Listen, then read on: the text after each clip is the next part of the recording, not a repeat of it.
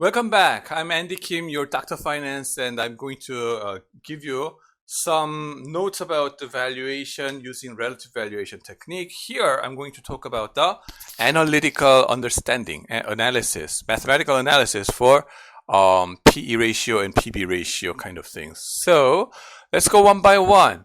The key idea is that those PE ratio and then PB ratios, all those multiples, have their drivers, fundamental drivers. What makes the company deserve a certain PE ratio level kind of things, right? Is it justified by fundamentals versus not? That's something you have to critically understand. Now, what's that? Let's go for PE. Okay? PE. The thing is, price. Let's say the time point is important. Time zero, right? Today, time zero, right? Earnings per share today, or most recent one. The price of today, okay? Now, day by day, this guy changes. That guy is periodically changing. So PE ratio will be changing day by day. Don't worry. Okay, do we have to stick to last year ends? For example, I throw timeline like December 31st, 2020, and then we are standing over here. I told you before, and we were moving there. So this is time point 0 and 1. Okay? EPS comes from here. Price of this guy, should it be on as of this point? I don't mean that. No. The price as of today, right?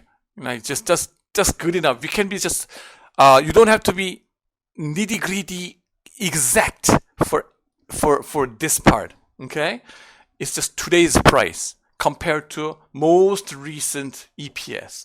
That's this guy, okay? Last year's EPS is just okay. Or last quarter, yeah, okay, that's good. But that can be too painful maybe. It's okay. Still, it's just the most recent one. It's okay. Okay? Don't fight. Don't fight among yourselves. I know who will be fighting. Anyway, so that's that. The P is that what? This guy is P0 should be dividend 1 R minus G. You remember Gordon growth model? Okay? What was this about? The price or the equity value is nothing but your expected dividend. Dividend 1, dividend 2, dividend 3, but it's growing at G rate, right? There must have been dividend 0, but we just forget about that because that's a cash that I already got. Okay, what you already got has nothing to do with the security that you have. The security is about the future claim, right? So D0 must have been there, and it must be growing at G rate as well. G. And if the growth rate is slow enough, stable stage growth, right? You can use this formula to estimate the value of your stock, right? Value of a stock. Future cash flow, that's this guy. And then discounted at relevant cost of capital, and then the growth rate of that cash flow. So if you stick this guy in, then what happens? Okay, is a question. Now the thing is, not only this, but I would say this is nothing but D0, 1 plus G, R minus G. Is that right? Yeah. I told you D0 and growing at G rate, right? And then dividend, okay, comes from your net income, and then payout ratio should be multiplied to your net income. 배당 성향 kind of things, right? So how much are you the propensity to pay dividend out of your net income, right? So let's call this payout ratio.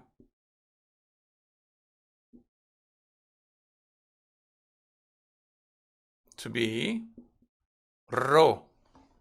Okay? Rho. Why do you call it rho? I don't know. Like the textbook uses that. 다모다란. So it's EPS 0 times rho and 1 plus G. over R minus G. Make sense? Yeah. I just changed this guy into that. Then what do I do? Stick this guy in over here so that it becomes E0 rho 1 plus G over E0, and then don't forget R minus G. Yeah. And then cancel each other out, numerator, denominator. What you get is payout ratio 1 plus G, R minus G. Now what do you see? We can infer certain fundamental relation between the PE ratio and those these variables over here, fundamental variables, right? You can see that as your payout ratio goes up, your PE ratio, PE goes up as the payout ratio goes up, right? And then the cash flow growth rate goes up. This guy go up, numerator goes up. This guy goes up, the denominator shrinks down. So it's even further going up. This is why high growth stocks deserve higher PE ratio. We don't necessarily call them a bubble stock. High growth stock deserve high PE ratio. Okay? To what degree? It really depends. But that's the basic intuition.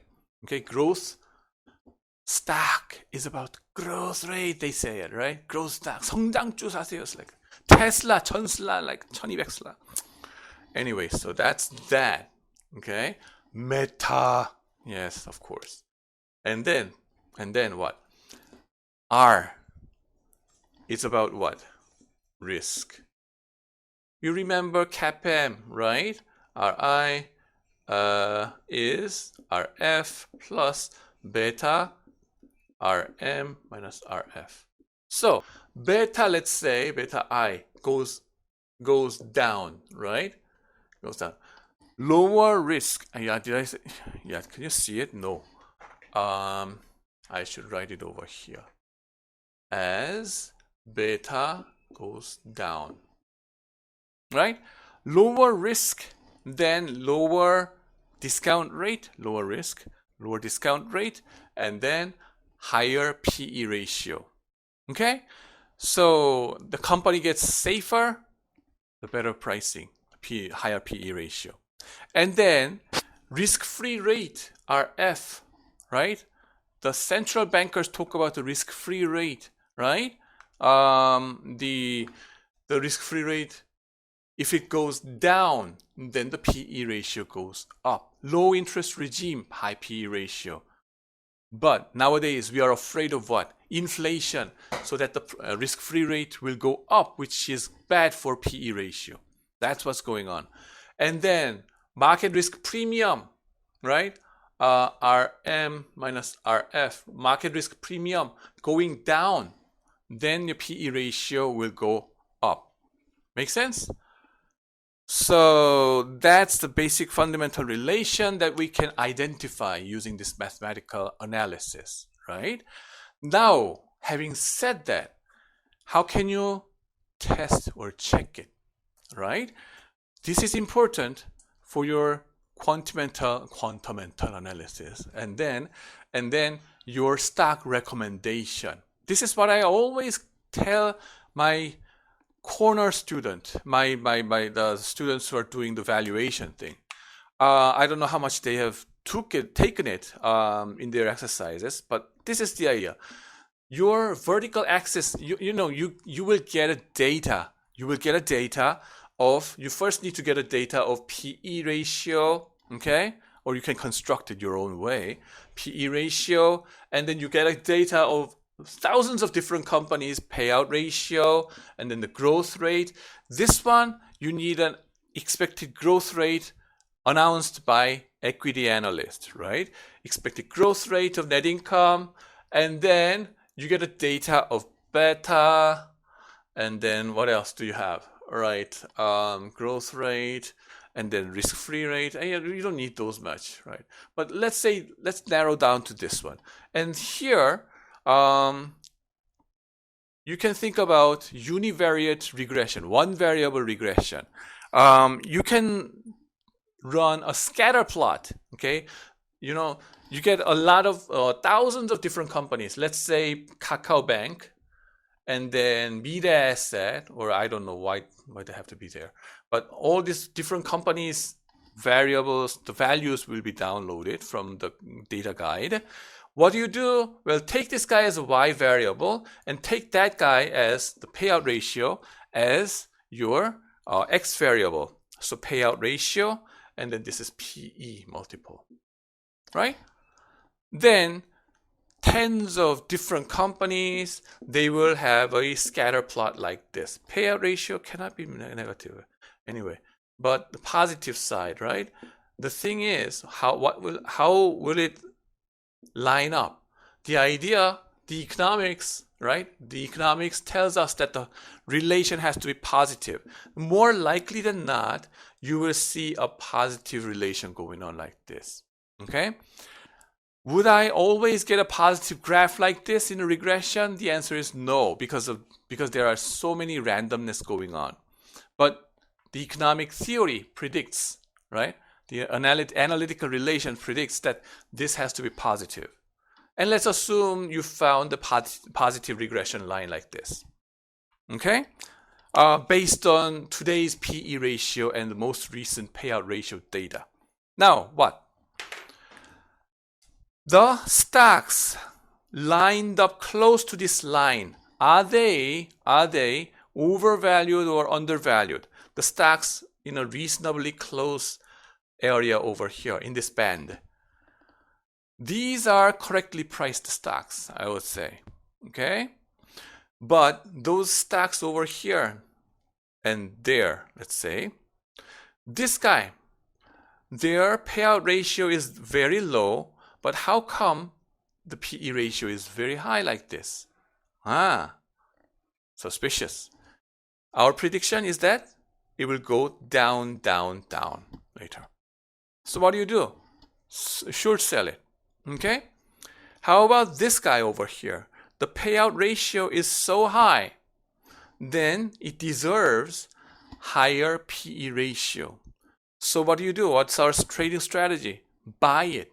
And then in a very short while, right?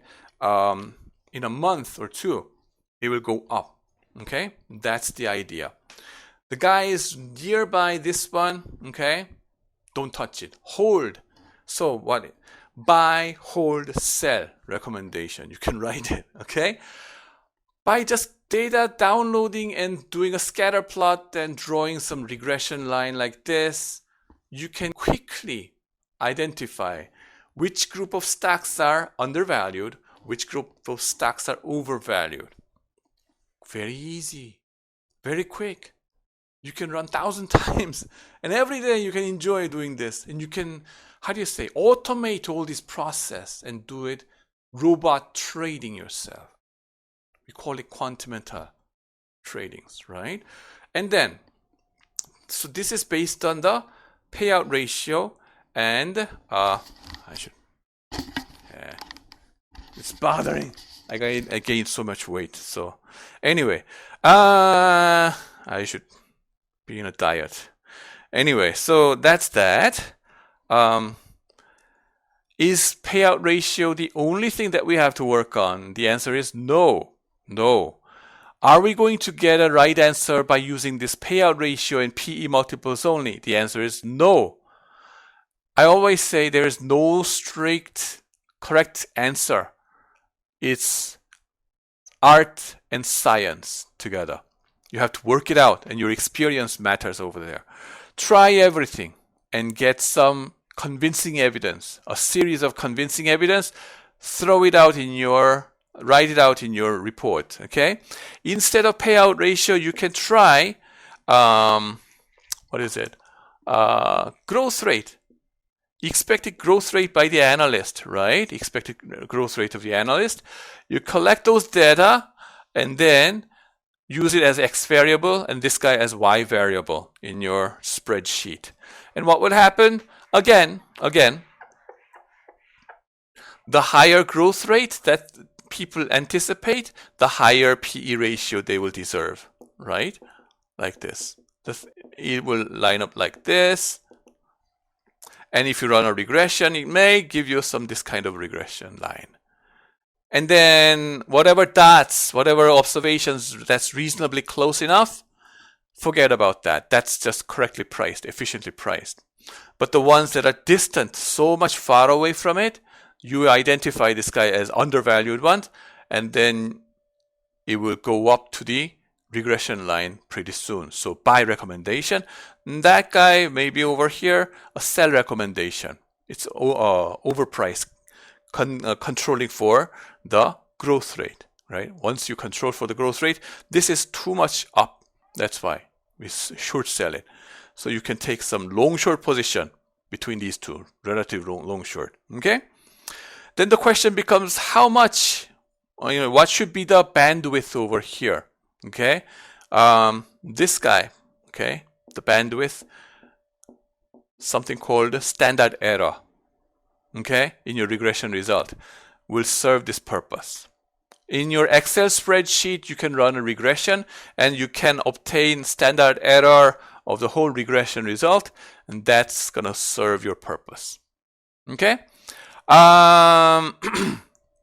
that's PE ratio. Now you can do equivalent thing for using betas, all right, instead of EG. If you replace this guy with, say, beta, what will happen? Let's say,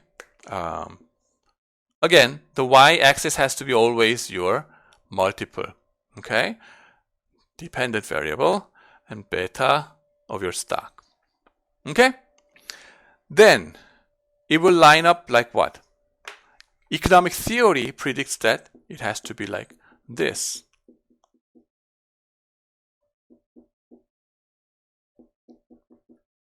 Which means higher beta, right? Lower PE, okay? Roughly like this. If you run a regression line, maybe you can get this kind of line, negative slope. Then the question is what? Which one is overvalued? Which one is undervalued? Well, throw a reasonable band, and then you may say some stocks over here may go up, so buy it. Some stocks over there is overvalued, let's sell it. You can say it that way, okay? Or maybe if you find something like this, outliers, like sell it. So that's the idea of going, right?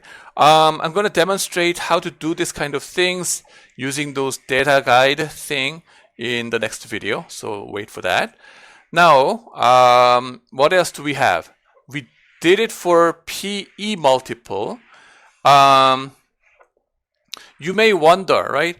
The relation that I used was this one, D1R minus G.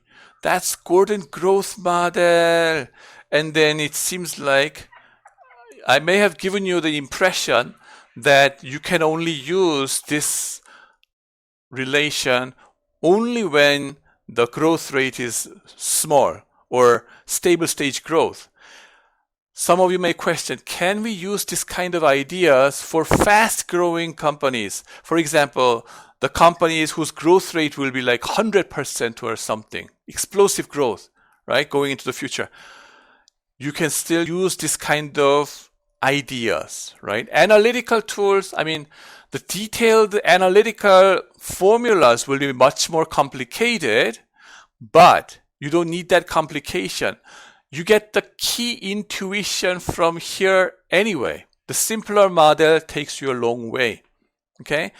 The higher growth rate the company anticipates, investors anticipate, the PE ratio will be higher. And then more risky, lower PE ratio, okay? Those kind of intuition is always there, okay? So don't worry about the stage of the growth. Whether your company is in a high growth stage or a low growth stage, it doesn't really matter. The key intuition is just these two variables idea. And another concern is that you may wonder, PE ratio, essentially what we did was PE ratio regressed against, let's say, payout ratio. Okay, payout ratio. We regressed it and then got some coefficients. Say, should I say B hat? Okay, and A hat plus. Some intercept was there, and then the slope was there as we ran a regression. Remember these like this. So this is A hat, and this slope is B hat, right? We had this one. I said univariate regression, okay? Why univariate regression? Because it's visually convincing. Just one variable and one variable, simple regression. Relation is found.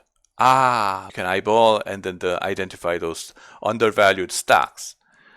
You may question, what about multiple regression? Not only row, but also we could use expected growth rate of the company and then get another B hat. Let's say this is B hat 1, B hat 2, and then 2 variables, and then 3 variables. What is this one? Beta I of your stock, and then B3 hat. Okay? 3 variables regression. Is it okay to do it? Perfectly fine. That's great. Okay? Epsilon, yeah, things like that. So, many variables regression, you can try it, but the trouble is you cannot picture it. Okay, this is 3 variables, this is 4 dimension, you cannot visualize it. So that's a drawback, but you can still scientifically, even more scientifically, identify those stocks that are undervalued, okay, or overvalued, okay. So you can use multiple regression as well. That's my message. And I need to get to the PB ratio right now. PB ratio. Okay. Here, let's replace PE with PB and do the same work. P, B, P0, right? Book value of equity. Now what? Remember this guy as D0 plus G, let's say, remember this guy, dividend 1, is nothing but your EPS 1 times payout ratio, R minus G. Okay? Now, let's stick it in. Then you will see it has to be E1 times rho and B0 R minus G. This guy going up. Make sense? Now what do you have? The thing is the E over book value of 0. That is what we call ROE. ROE of 1, right? Return on equity of 1, the most recent year. The base year of, the return on equity means for each dollar that the equity holders invested in the past, how much did they earn is a negative net income over here. So that's ROE1. Okay? So this guy becomes ROE1 times rho over R minus G. Make sense? Now, you can identify the analytical relation between the PB ratio or PBR, whichever way you call it. PBR, PB ratio goes up as ROE goes up. Make sense? which means more profitable companies deserve higher PB ratio. So to the extent that the company is more profitable, ROE is high, it's no surprise that the company has high PB ratio. It's a surprise if the company has high ROE and have a low PB ratio, right? That's the situation you have to investigate further. Is it really undervalued? And start to do your DCF and then, check whether it is really undervalued or not. Okay? Again, this row goes up, then PB ratio goes up, and then G goes up, right? Higher G, and then the denominator shrinks down, the whole number pops up, goes up. Yeah? Higher growth potential, higher PB ratio makes perfect sense. Now, R or beta, okay? It's about the risk. This guy being low, then the PB ratio goes up, right? So that's the intuition that you have based on this analytical relations. For whatever multiples you may have, you can analyze in this manner, okay? And then identify those analytical relations, where it should go. And based on those, you collect those data. For example, over there, right? PB ratio, if I were you, I would download those PB ratio, okay? PB ratio of certain companies, Kakao Bank, and then other Shinhan Bank, whatever bank it may be, or tech companies, I don't know, okay? And then PB ratio, you download it, and then also you want to download ROE, and then other variables as well, payout ratio, growth rate that people anticipate, and you will have a whole matrix of it. And then based on this, you can run a multiple regression, but just like before, let me explain it with the one variable univariate regression, okay? Univariate regression. You can do a scatter plot using Excel. I'm going to demonstrate using Excel, by the way. So based on these two variables, right? So PB, and then x-axis ROE, and then what you will find is that more profitable companies will have higher PB ratio anyway, no surprise. Lower ROE and lower PB ratio. Usually the good thing about PB is that it almost never goes down to negative area. Only when the book value of equity is negative, it can go down below. 자본 잠식, when the company keeps on making keeps on losing money for a significant time period, their book value of equity will be negative. But usually, it will be positive. So no surprise like this, right? It will scatter like this. Okay, like that. And remember Amazon.com, right? Negative 600%. And then PB ratio, I don't know. It could have been, very high, let's say. And then if you run a regression, maybe you will get a regression line like this. Okay? And then there will be some band you can anticipate like this. The thing is, once you run a regression and get a line like this, the ones that are close to this line is fairly priced. Okay? I will not say anything about it. It's just a hold, right? Don't touch it. But what is interesting are those guys over here and there. These guys, bad ROE, but very high PB ratio. What should be the strategy? Short sell it because we anticipate the price will go down. Didn't you say Amazon.com is something, performed better in the past? That is true. But ex post, after the fact, it was performing better. But there were so many .com companies whose ROE was bad and PB ratio was so huge, yet it went busted. So many of them. So for those many dot-com bubble stocks, it was deserving more sell recommendation 20 years ago. Okay. And then over here, what you see on this guy, okay, this guy has a huge positive ROE that deserves higher PB ratio like this, but it's down below, much below the band. So my recommendation will be buy it, okay, and then it will go up to this target level. This is target level, right? So that would be my recommendation when we do this kind of scatter plots and regression based analysis, right?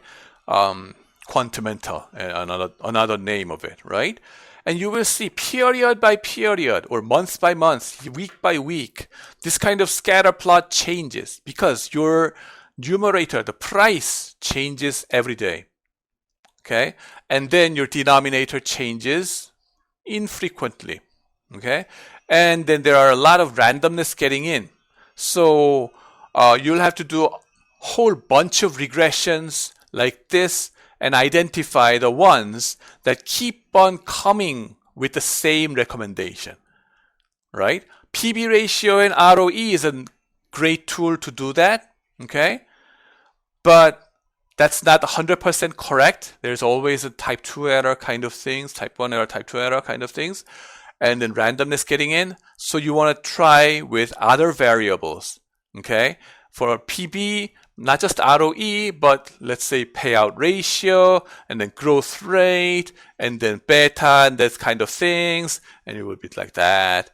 And then do you kind of see consistent recommendation based on all those things, right? A majority of them, not all, right? And statistical significance will be also a problem, okay?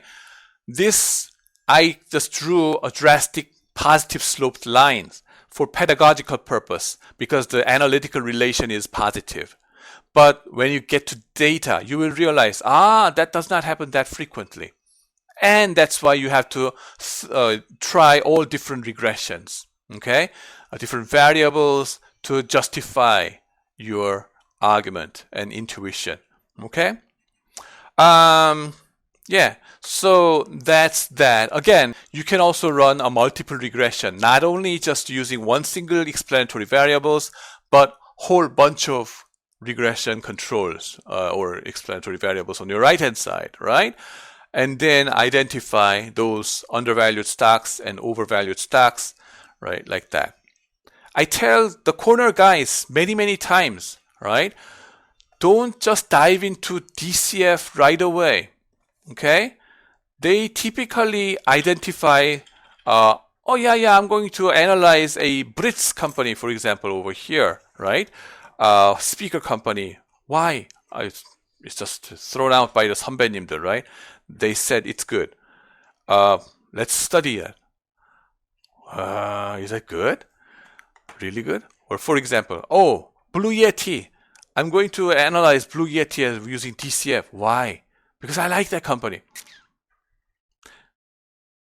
What if it is not, worth it, right? What if it is fairly priced like this? So I say to them, right, before you dive into DCF, first try this quantimental analysis or relative valuation using this regression framework, right? PB ratio and ROE, at least ROE and PB. It's such a fundamental variables, right? And then see whether your stock is really over here or over there. If it is over here, don't bother it, right? Just a whole recommendation. That's boring, by the way. That's my strong recommendation to do that, right? And it will save your time and save your energy as well. Also, by this, you can not just focus on one specific industry, but you can run. What I'm saying is, you don't have to narrow down to one specific industry like banking only. thousands of different stocks in all different industries, you can try it and identify what is in general undervalued or overvalued, and then you can start to narrow down your scope. Okay? Across different industries, you can throw it into one picture. It's okay, fine. Okay, it's okay. Legitimate way of doing it, right? Of course, in the end, to be much more precise in the final stage, it will be better to narrow down to a narrow scope of industry. But in the first stage, it's okay as a first cut result, right? Imagine yourself as a sculptor, right? Who is sculpturing cutting out those 석고상. How do you say this? The big stone, right? In first stage cutting, they chop out very roughly. They don't care about the detail too much, right? That's what I'm talking about. In the first stage, you can throw in all different stocks over there, right? As much as possible. Go ahead and do it. Enjoy it. Enjoy the process, by the way. And then you will get some good idea about what stocks are overvalued or undervalued in a relative sense, right? Right. So that's that. And then next video, I think I'm going to demonstrate how to do those downloadings and installing those software and then running those regressions like that. So without using KakaoBank, that's your job. So thanks for watching. Bye-bye.